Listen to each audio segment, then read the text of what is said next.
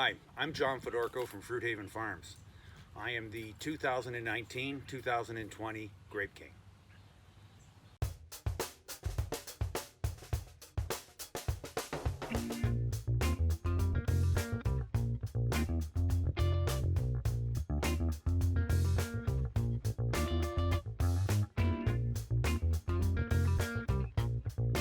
It's very prestigious. It goes back to a year before I was born in 1956.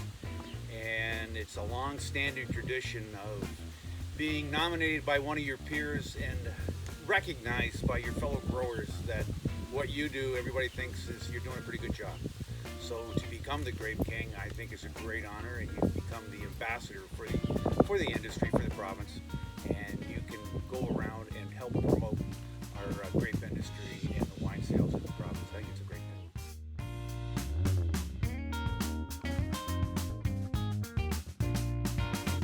Favorite thing, I think, is meeting people. Is getting out there and having conversations with people and talking to them about the wine industry, about the grape industry. And a lot of people don't understand a lot of things, and they go, "Wow, I didn't know that. I didn't know that." And you can open their eyes up and get them to think about Ontario wines versus ones across the world, and where we fit in and where we've come from and where we're heading to. So that's just a lot of fun doing that, and just all the big social functions. It's always just a lot of fun to go to those.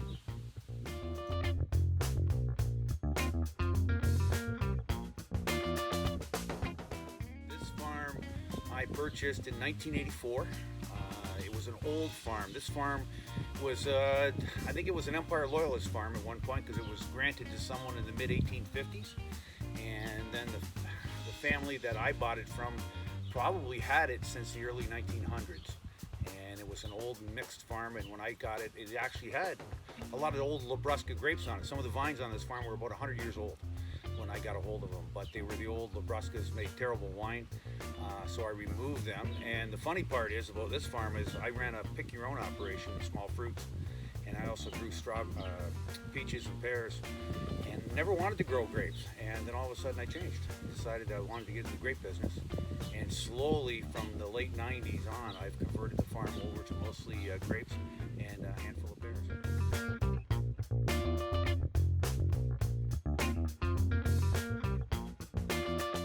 I could see the future in it.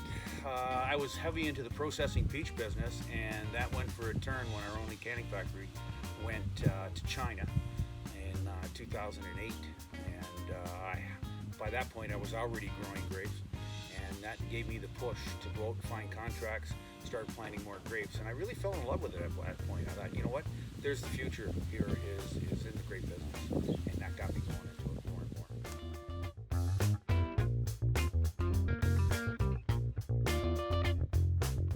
The other vineyard work right now is a lot of shoot training, tucking the vines, getting them to grow upright, getting them in their positions.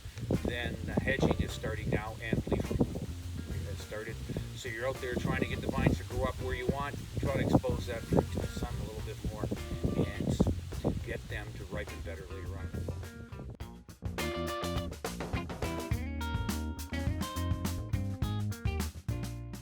The dry year is it's better than, in my mind, as a grower. I'd rather have a dry year than a wet year. I can control a dry year. I can irrigate if I have to. We're very fortunate here in Niagara-on-the-Lake. We have a complete irrigation system, and most of us have access to that water. So it's just that you've got to do a lot more work, but you can. The nice part about grapes, if your soil is not really, really heavy, if it's really heavy ground, you're gonna have to irrigate more. But if you got some good sandier type loamy soils, you might get away with just one irrigation depending on the season, and you should yield right. Even the young grapes, I find that when you plant a new vineyard, they seem to do better in a dry year than a wet year. It seems oddball, but the young vines will take off and grow better in a dry year. And so far, it's starting to get really dry now, and people are starting to water grapes. Tender fruit growers are watering already, which you have to for peaches and that. But for the grape industry right now, we're just getting started.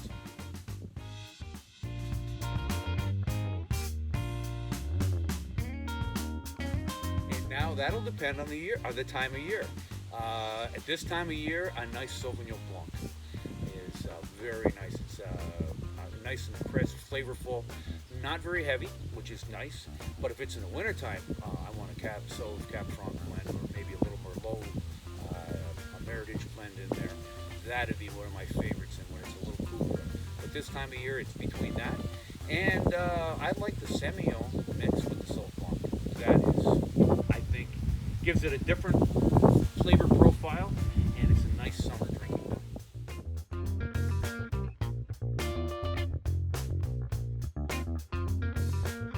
Together, we grow the wines you love.